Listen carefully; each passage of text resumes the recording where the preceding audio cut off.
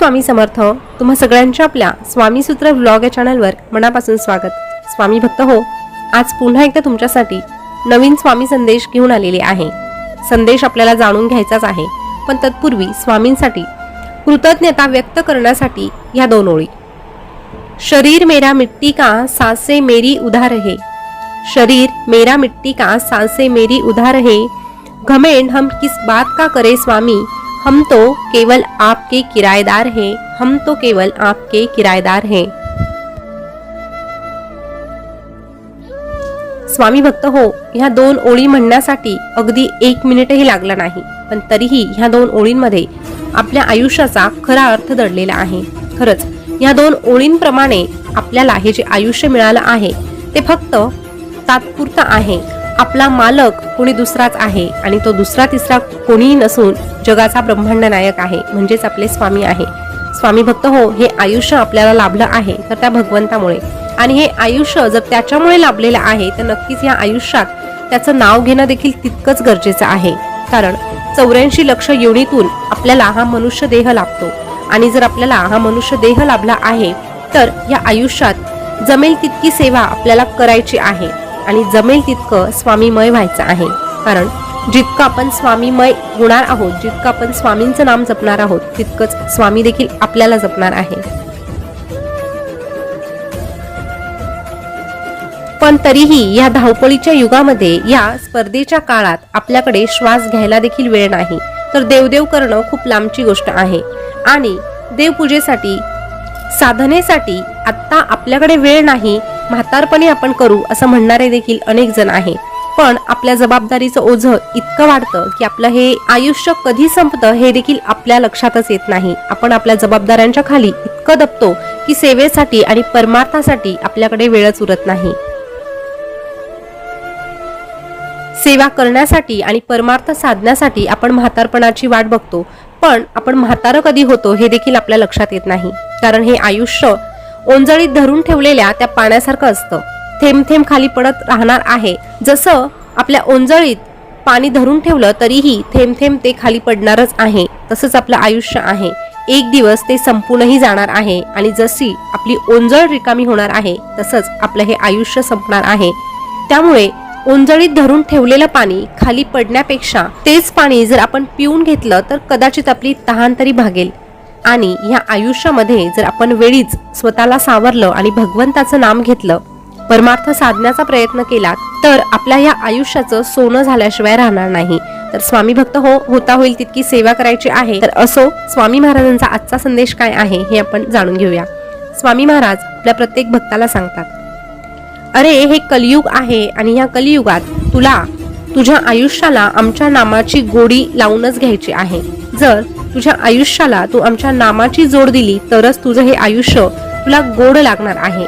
अरे तुला सगळंच मिळवायचं आहे, तुला खूप मोठं व्हायचं आहे, आणि तुझी प्रगती देखील तुला करायची आहे।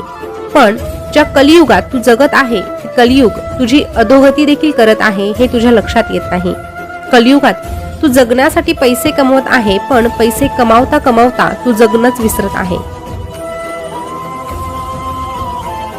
तू सुख शोधू पाहत आहे, पण सुखाच्या शोधात तू तुझ्या समोर असलेल्या आजच्या आनंदाला मुकत आहे। सुख म्हणजे मृगजळ, तू जितकं त्याला पकडण्याचा प्रयत्न करशील तितकंच ते लांब वाटणार आहे। पण थोडं शांत बसून समाधान मिळवण्याचा प्रयत्न केला तर हे सुख तुझ्या पायाशी लोळेल। म्हणून तुला सांगतोय, तुला हवं ते सगळं मिळव, पण स्वतःच्या हिमतीवर मिळवण्याचा प्रयत्न कर। पण ते मिळवता मिळवता इतकाही अट्टहास करू नको की तुझं जगणं राहून जाईल। त्यामुळे भविष्याकडे पाहता पाहता तू आजचा वर्तमान जगणं विसरू नको।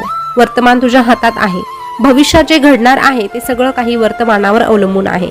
जर तू वर्तमानात स्वतःला आनंदी ठेवण्याचा प्रयत्न केला तर निश्चितच तू स्वतः आनंदी राहिला तर आपोआप तुझ्या आयुष्यात घडणाऱ्या गोष्टी देखील आनंदाच्याच घडणार आहे। अरे तुझ्या या कलियुगाची गंमतच न्यारी, तुझ्या या कलियुगाची गंमतच न्यारी, विचित्र वाटते आम्हाला ही दुनिया सारी, विचित्र वाटते आम्हाला ही दुनिया सारी। इथे गरीब दूरवर चालत जातो 2 वेळेचं जेवण मिळवण्यासाठी, इथे गरीब दूरवर चालत जातो 2 वेळेचं जेवण मिळवण्यासाठी, आणि श्रीमंत मात्र दूरवर चालत जातो तेच मिळालेलं अन्न पचवण्यासाठी। तेच मिळालेलं अन्न पचवण्यासाठी. कोणाकडे खाण्यासाठी एक वेळेचं अन्न नाही. अरे, कोणाकडे खाण्यासाठी एक वेळेचं अन्न नाही तर कोणाकडे अन्न असून सुद्धा खाण्यासाठी वेळच नाही. ह्या कलियुगात कोणी लाचार आहे म्हणून बिमार आहे. ह्या कलियुगात कोणी लाचार आहे म्हणून बिमार आहे आणि कोणी बिमार आहे म्हणून लाचार आहे. असं तुझं हे कलियुग आहे. असं तुझं हे कलियुग आहे. म्हणून ह्या कलियुगात तू जरा सावध राहा. तुझं आयुष्य जर ह्या कलियुगात तुला आनंदात घालवायचं असेल तर तुला आमच्याशिवाय पर्याय नाही. अरे, जो आमचं नाम जपतो तो नेहमी समाधानात राहतो. त्याचं मन नेहमी शांत असतं. कारण कुठलीही गोष्ट मिळवायची म्हटलं तर मन हे नेहमी शांत असावं लागतं आणि मन हे सहजासहजी शांत होत नाही. मन म्हटलं तर माणसाची प्रगतीही घडवून आणू शकतं आणि मन म्हटलं तर माणसाची अधोगती व्हायला देखील वेळ लागत नाही. अरे, कोणाचं सुख पाहून ते तुझ्या वाट्याला का नाही असं म्हणून असमाधानी राहण्यापेक्षा कोणाचं दुःख पाहून ते निदान तुझ्या वाट्याला नाही हे पाहून समाधानी राहायला शिक. यालाच खऱ्या अर्थाने सुखी आयुष्य म्हणतात. यालाच खऱ्या अर्थाने सुखी जीवन म्हणतात. अरे, ह्या कलियुगामध्ये सगळं काही पैशाने विकत मिळू शकतं पण मनाची शांती कुठेही कधीही विकत मिळू शकणार नाही. ती मिळते फक्त आणि फक्त परमेश्वराच्या नामस्मरणाने. जो परमेश्वराचं नाम जपतो त्याला मनशांतीची प्राप्ती होते आणि ज्याचं मन शांत राहतं तोच योग्य निर्णय घेऊ शकतो. त्याचे निर्णय कधीही चुकत नाही. आणि समजा त्याचे निर्णय चुकू लागले तरीही त्याने ज्या भगवंताचं नाम जपलेलं आहे तो भगवंत त्याच्या मदतीसाठी येतो आणि त्याला योग्य मार्गावरही आणतो. म्हणून आमच्या दरबारात ये, आमचं नाम घे. जो आमचं नाम जपणार आहे आणि जो आमच्यावर विश्वास ठेवणार आहे त्याला या जगातील सगळे सुख मिळवून देण्याचा आम्ही प्रयत्न करणार आहोत. फक्त आमच्याकडे येताना तुझ्यातला अहंकार, तुझ्यातला गर्व हे सगळं काही बाजूला ठेवून दे. ज्याच्याकडे अहंकार असतो, ज्याच्याकडे गर्व असतो तो कधीही आमचा भक्त होऊ शकत नाही. आमचा भक्त होण्यासाठी मन हे स्वच्छ असावं लागतं. मन हे पवित्र असावं लागतं. ज्याचं मन शुद्ध असतं, ज्याचे विचार शुद्ध असतात अशीच व्यक्ती आमच्या सेवेसाठी पात्र असते. आणि तुला जर आमच्या सेवेसाठी पात्र व्हायचं असेल तर तुझ्यातला अहंकार बाजूला ठेव. कुठल्याही गोष्टीचा गर्व बाळगू नको. अरे, आम्हाला महत्व कधीही तुझ्या महागड्या वस्तूंचं नसतं तर तू किती श्रद्धेने आमची भक्ती करतो, तू किती श्रद्धेने आमचं नाम जपतो ह्या गोष्टी आम्हाला जास्त प्रिय असतात. म्हणून तू आमच्याकडे येताना आमच्यासाठी काही घेऊन नाही आला तरीही चालेल पण तुझं मन मात्र तू आमच्याकडे घेऊन ये. म्हणून ह्या कलियुगात जर कुठेही तुला आधाराचा हात मिळत नसेल, कुठेही तुला समजून घेणारा मित्र मिळत नसेल तर तू आमच्या दरबारात ये, आमच्या जवळ बस. तर तू आमच्या दरबारात घे विसावा जिथे दुःखाचा एक क्षण नसावा. आमच्या दरबारात घे विसावा जिथे दुःखाचा एक क्षण नसावा. फक्त तू आणि तुझा विश्वास असावा आणि मग तुझ्याही मनात तुझा हा स्वामी बसावा. तुझ्याही मनात तुझा हा स्वामी बसावा. जो कोणालाही नाही दिसावा, तो फक्त जो शुद्ध आणि अंतःकरणापासून भक्ती करतो त्यालाच दिसावा, त्यालाच दिसावा.